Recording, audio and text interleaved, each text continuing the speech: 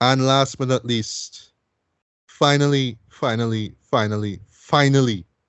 could talk about the final season, i.e., season 6 of Better Call Saul. Sure. So, Ricardo, if you don't mind, I want to do a synopsis for this, right? Yeah. But I will do my preamble. I want you to come in and then I'll do my synopsis, right? So, Breaking Bad still remains one of my top 5 favorite TV shows of all time, right? Of all. I was down with it when it started early in the 2010s. Or I should say late 2000s into early 2010s, I believe it was, right? I was in on it from the beginning. The character of Walter White, I absolutely enjoyed seeing, right? I just, in terms of, it's just this chemistry teacher with lung cancer who just happens to run into a former student who is a meth dealer and a meth head, right? And they just kickstart this whole meth dealing business in New Mexico, and it just leads to them just being running afoul of of rival gangs and all this weird stuff there. But for me, what made that show work was just seeing the rise and fall of this character, like seeing that evolution though, to the point like, he is a flat out villain, you know what I mean? Like, he kind of starts off like this anti-hero, almost tragic in a sense, but by the end is like, he's a villain, like straight up villain. Yeah, exactly. And it was just a testament to just great writing, great acting, great cinematography. I'm gonna talk about that with my review of Better Call Saul here, right? And just all these smart choices, man. I mean, Vince Gilligan, and Peter Gould, they just came through and made just such, I would say, a flat out masterpiece, right? Yeah. But one of the characters out of that show that was always a standout for us fans was, of course, Saul Goodman, right? Yes. i.e. Jimmy McGill, who is played by the great Bob Odenkirk, right? Yeah. Like he was just one of the most standout characters in it, though, because of how outrageous he was. I was so shocked to see him, because I was like, wait, I don't know you from Mr. Show, Dread. If anybody remember Mr. Show, right? And like, okay, word. Like, he played this kind of, but he played a still a goofy character. So go ahead. Exactly. It was just this lawyer who defended the rights of criminals and all that kind of stuff, though. But it's how he gets roped into Walter White shenanigans and all this drug dealing stuff, and it's all that kind of stuff. And well, surprise, he gets out of it scot free, right? While the majority of the characters die, right? Well, with the exception of of course, Walter's family, who more or less move on. And of course, my boy Jesse Pinkman, who was lucky, like just straight up lucky. Same thing as like in the series finale. Like, dog, you lucky to get out of that boy. Jump in that car, speed off. I always made a joke that he drove off into making that forgettable Need for Speed movie. Right. Anybody remember that shit? Yeah, don't we? But right. But and I even love the fact that, but for me, right, it's when we got El Camino, a Breaking Bad movie, and I was like, okay. Yeah. All right, Vince, and that's one thing I really love about Vince Gilligan, is that he knows the fans, he trusts the fans, he loves the fans, right? And the fans was like, yo, what happened to Jesse after he drive off of the the little pit that he was in we get that. the last season? We get that, right? And while it wasn't a perfect send off for Jesse, it was still, just Jesse fine, man. Jesse's gonna be okay. Jesse's alive, folks. Slight spoiler. He makes it to the end, right? Thanks to the late great Robert Forster, right? Who actually does show up in I believe it's season 5 of Better Call Saul, I believe it was. Right. And it's season 5 or 4, I believe it was, right? But the man make it out, right? And then we had Better Call Saul, right, which was a show that I did not see coming, but I was like, we finally getting a show, dedicated to easily a fan favorite character, right? But it's actually going to be a prequel to Breaking Bad, so we're going to see the early beginnings of this character, right? And I actually managed to recap the whole series before jumping into this the season here. That's why it took so long, basically, for me to talk about this, right? Right. And it was just the gradual the development of this character, similar to Walter White, though, that really impressed me, man. His relationships with Kim Wexler, played by Rhea Seehorn, right? And you see how that plays out as well too. How he becomes Saul Goodman. I think it's near the end of season 3, leading up into season 4. He becomes Saul Goodman himself, right? The character of Saul Goodman, right? But what the show does so well too, and it's one of those things where it could have easily fell apart, or it easily could have fell into nostalgia, is where you see familiar characters from Breaking Bad, right? So you saw Erman Trout, right, played by the great Jonathan Banks, right? You saw my boy Gus Fring, played by the great Giancarlo Esposito, right? Yeah. You know, you're introduced to a couple new characters. So you see Nacho Vagano, right? Played by the great Michael Mando, right? I forgot to mention Patrick Fabian, who plays Howard Hamlin, right? A sort of a rival. Well, it's basically Kim's former boss, but he ends up being Jimmy's rival, law rival, if you will. Yeah. And then, like, in the end of, well, I should say in the 5th season now, we were introduced to the terrifying but still just fun to watch Lalo Salamanca, boy, played by Tony Dalton, sorry. He made for a formidable foe, should I must say, right? But still, because of how he always like all smiles and all that, you just can't help but kind of smile when he's around. But when he does some dark shit though, he does some dark shit, right? He does some violent shit ever so often, right? But yeah, I was loving this show, and when we just heard news of the final season, I was like, I can't wait, and I just really need to recap everything and just see how the story develops. And yeah, here we are, man, the final season. So before I jump into what this final season about, Ricardo, just your thoughts on this series here, and Breaking Bad takes in. Yeah, so again, I don't like Breaking Bad as much as you, but I do acknowledge it as arguably one of the greatest television shows ever, right? It's just everything just comes together so well. Gilligan just working from since the X-File days, just truly fantastic material, character work, world building, consistency. I mean, none of it, I could complain about in any workable sense, right? So when Better Call Saul premiered and I had that idea, I was like, all right, there's a real interesting conceit for doing this idea of doing effectively the flip side of the justice system, with respect to this character. And I remember being really roped into it with because of Michael McKean. He was early in the show now.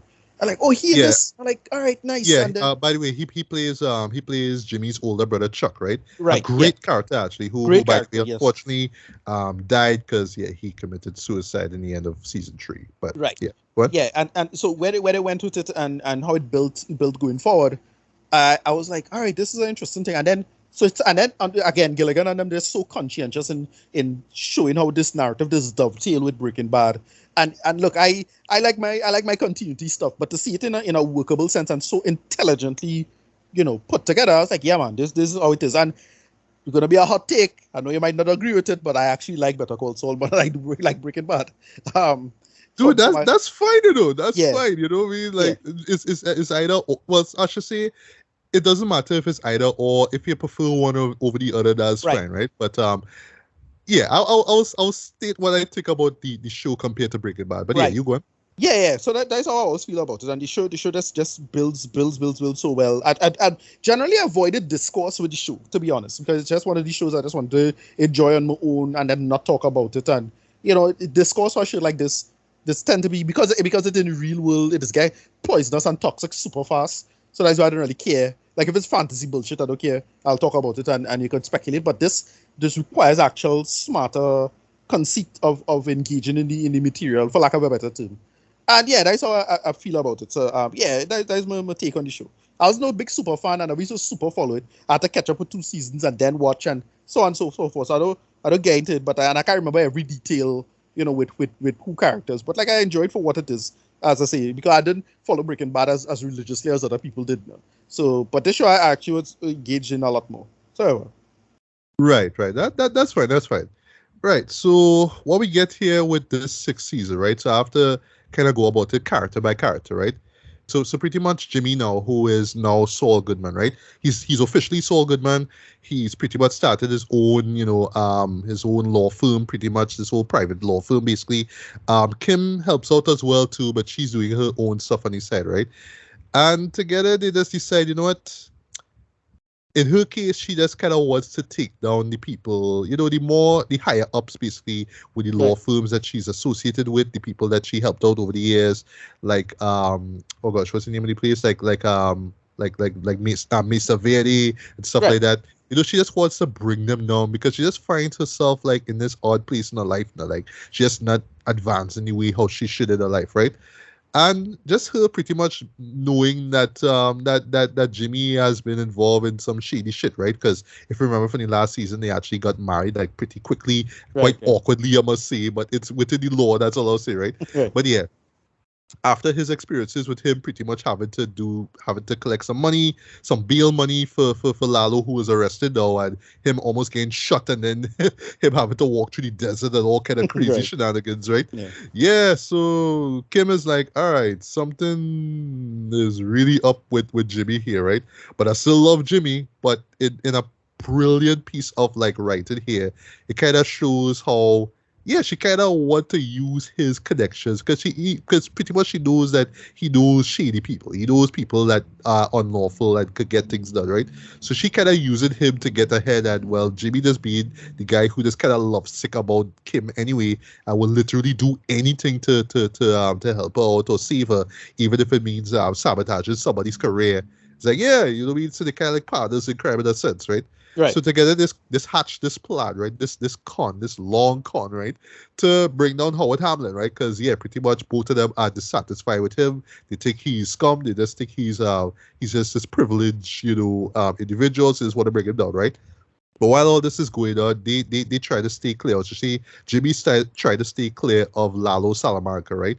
Who actually is still out and about, and he pretty much where the last season stopped off is where these gunmen pretty much came to a family home and pretty much gunned everybody down, right? So he wants to know who did that, right? And he suspects it's Gus Fring, right? Who of course is a big rival of the Salamancas, right? They both are allied to this guy, Don Eladio, but essentially they all serve under him because he's the guy pretty much kind of funding their businesses, so to speak, right? But they're still rivals, right? So it's like that, right?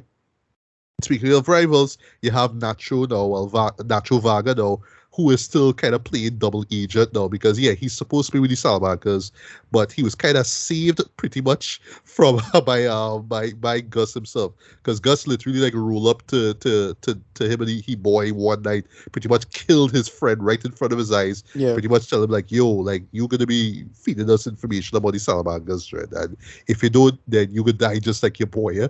So yeah, he kind of played that both sides as well too, right? But his excuse is like, well, yo, my father, and I didn't do this for my father. But the father's like, yo, you need to get out of this thing, and if you still want to be part of this whole gang shit, then you need to leave, right? And you see how that plays out, right? And then, well, last but not least, we have boy Mike Urban Trot now, who is still trying to be the fatherly or grandfatherly grandfather, to his grandkid and whatnot, you know what I mean? But he is still the enforcer. He's still the guy that you hire to do jobs and whatnot, right?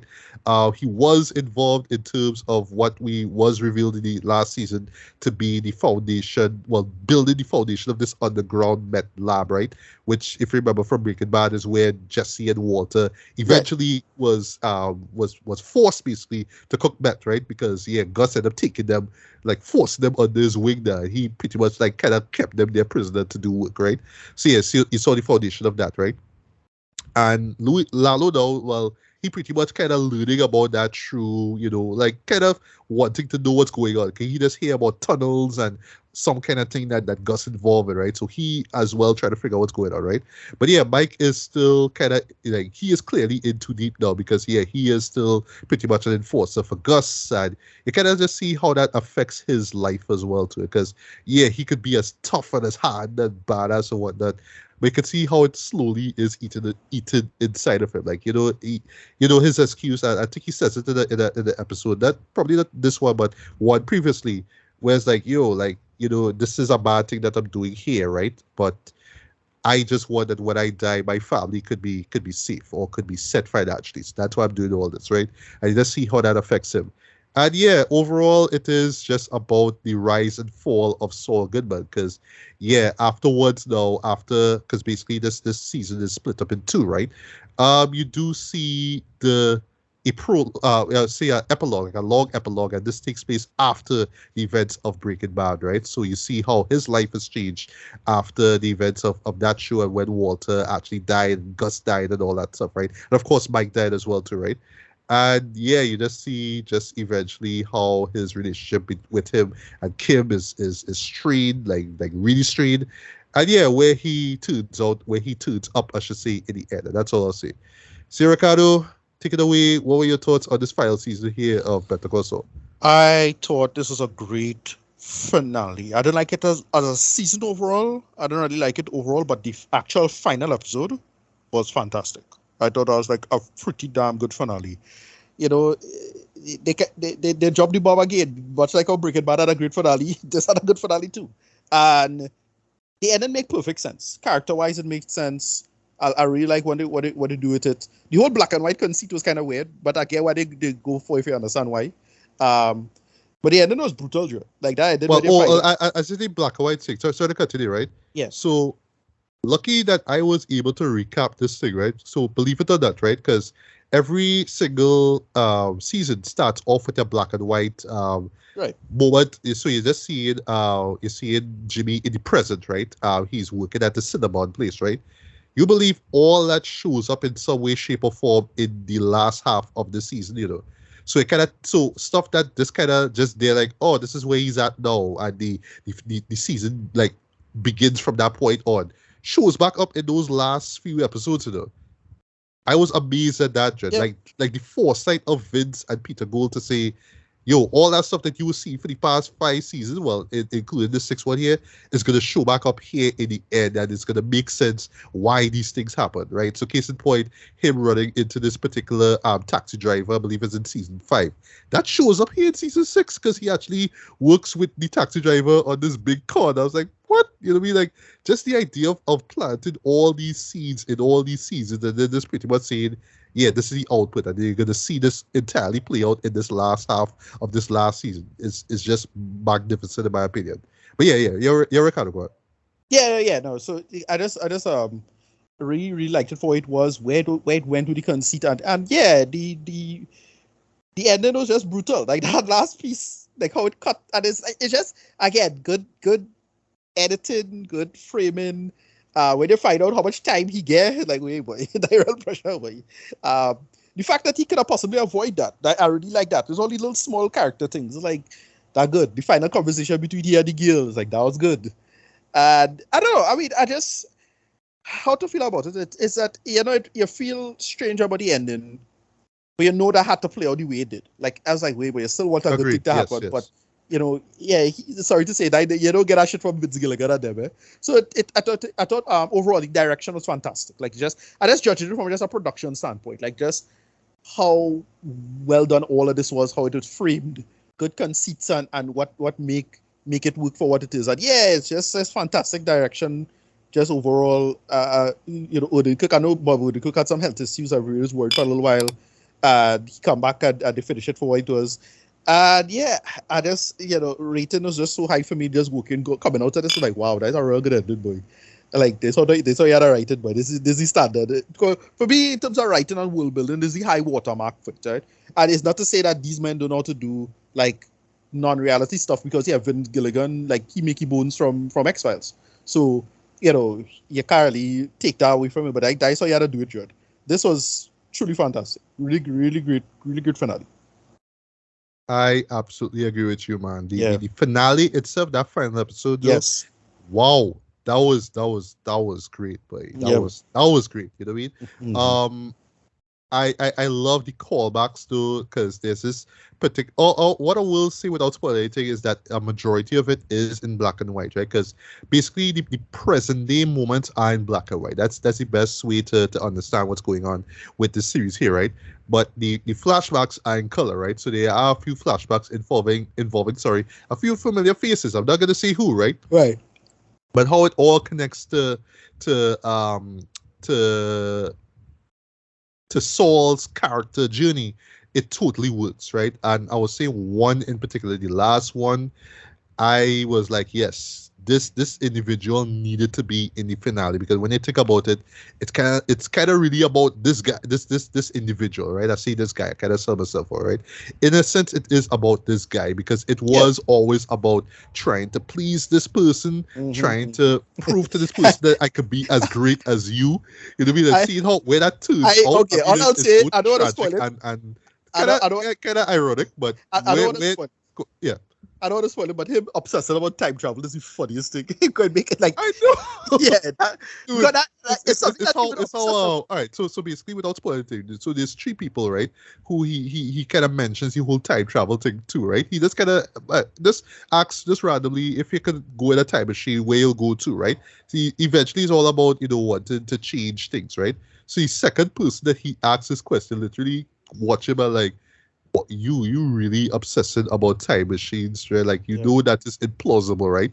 For somebody like he to like legit say that is so hilarious, but given who the character is, like it actually makes sense. Although I find he was a little too mean, but then again, where the character is at that point when he met again, kind of spoil myself, where he met Saul for the first place, it kind of makes sense. Like, dude, what the hell are you talking about, John? You know how stupid you sound, and that's why I love that he bring up the fact that no, really, what you're talking about is regrets, and that's really what this finale is about. Is like regrets and living with them, you know what I mean? Yeah. But this finale totally works too. There was one character that for the first time in this series actually shows up, and I was happy seeing this person. I was like, yes, we need to have some closure in terms of this character because of what happened to someone close to that person in the final season of Breaking Bad. I was like, yes, that totally makes sense, right? It just works. Seeing how Saul kind of finds redemption works for me as well too. Like I said, he had an opportunity to get a shorter, jail sentence basically, but without spoiling it, it's just like, nah, I have to live with these regrets, Jed. So if I could just do one good thing, just one good thing, and let me just do it. But the price he pays now is that he pretty much has to, be incarcerated. That's all we'll say, right? But yeah, that absolutely works. So just that last bit of character development, though, and where it all leads in the end, and just that final shot, though, was just great, though. Like just right off the bat, right? Just from episode 1 to now, right? Episode 63, I think this is the amount of episodes, right? This is easily one of the best looking shows I've ever seen, right? Yeah. Mm-hmm. If there's one thing the show nails, just like Breaking Bad, though, is cinematography, boy. The framing, the blocking, boy. I will say, if you want to be a cinematographer, if you want to be a photographer, watch this show. Watch Better Call Saul, watch Breaking Bad. Study these shows. Study where they keep the camera. At times they show off and whatnot in terms of where they set the camera, what they want to do and whatnot, but nah, every shot is like just impeccably framed and just where the characters are blocked and all that kind of stuff. The actors, are blocked. It's just great filmmaking, true and true, man. And just the direction as well, just strong throughout. Acting is strong throughout, like feeling pity for Saul, Dread, for Jimmy at in the last few moments of that finale as well too. It's just a testament to just how great the acting is, right? I mean, Bob Odenkirk, he shines throughout in this series, man, and especially in the season here, right? Everybody, I would say in this season as well too. Just some fair warnings. There are a couple of holy shit moments. There's one moment that pretty much caps off the first half of this season that will go down as one of the biggest WTFs I've seen all year, Dread. Like when I see that, I legit jump us. Yeah. Because no, it real ironic and it kind of funny, but at the same time, it should not have happened, Dread. It should not happen to that person. I feel genuinely sorry for that person. As a person, and this is one thing that the show really nails well, is like you will hate some people's attitudes, right? Like that person in particular, right? But at the same time, it's like he's not a bad person though. Like anything, like he's not some evil person. Yeah, that it is. But still, boy, like why him? Why him? That's all I would say, right? Same thing goes with Saul, Dread. I'd say and Kim as well too. Because for me, I just like watching Kim in particular. Like, wow, you real going along with this con, but like you really want to bring this guy down, Dread? Like you're serious? But given who she is and what she's went through before with, being looked down, in law, you know what I mean, in the profession of law, I should say, it kind of makes sense that just her meltdown, though, when she kind of comes clean. Yeah, I love that moment, right? And it makes sense, right? She just had enough now. But still, there were moments where I was like, you really could have leave the moment where you saw that bullet hole through Jimmy's cup, like the moment you saw that. And that was like, I think it's in the beginning of this season, or I think it's in the last season. Sorry, the end of the last season, or the beginning of the first season, when she noticed that cup of the bullet hole. It's like, you could have leave, like, but no. She stuck with him. And not just because they're married, but like, no, she wants something out of it, right? And that's what I love about this show. Similar to Breaking Bad, like the relationship with Walter and Skyler.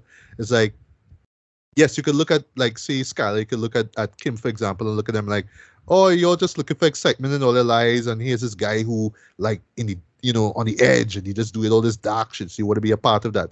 And yes, there is that. There is the allure of doing all this stuff, all this shady shit, and getting away with it, right? But at the same time, it's like, there's something deep down inside, some sort of unfulfillment that, they're really trying to quell, right? And that's why Kim does what she does, right? Even though, like I said, there were points where I was like, why are you still involved in all this? But still, you kind of understand why, right? And where her character arc goes and ends, though, really impressed me as well, especially like in the second half as well, too. Like, at points, I genuinely felt sorry for her, though. And that's where, Saul was to see Jimmy just does this one last thing and, helps her. You know what I mean? That one final act I thought was really great, right? Supporting cast, great as well. I love the the character development that they gave Michael Mando's character, Nacho, right? Because at first, like, going in, you thought he was just this henchman who all quiet and to himself and whatnot. But like the moment they bring in his dad and all that involved, you just really see how down and depressed he is to be involved. He almost reminds me a lot of like how Jesse was, right? Like, I'm depressed, I'm down, I don't like the fact that I'm working with Walter, and you just see how that leads his downfall, right? It's a tragic moment, I would say, involving Nacho, but the last few moments with him, though, that's an absolute standard in my opinion, right? Lalo, still a scary motherfucker, but still one that you kind of like because of how he always smiling and always kind of laughing and stuff like that. He's one of the villains that you just like because of how cheerful he is, but dude, he will get deadly when he's ready, dude. I won't lie, right? But how his arc ends, I absolutely love it. You know what I mean? Gus Fring, you know what I mean? Still a great one of my favorite characters of the show. I love in terms of him, and same thing goes with Mike's character as well too, right? Where you will see a lot of moments with them just being quiet, with them just trying to maintain some sort of composure, right? Especially with Gus, right?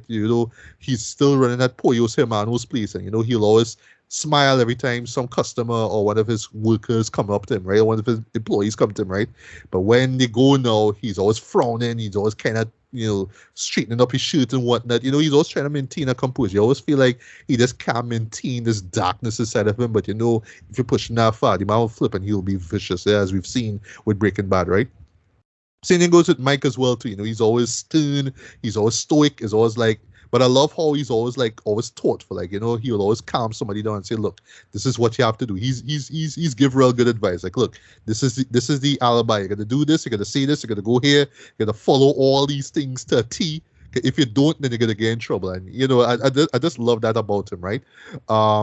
Again, it's just this great characterization we get through it, right?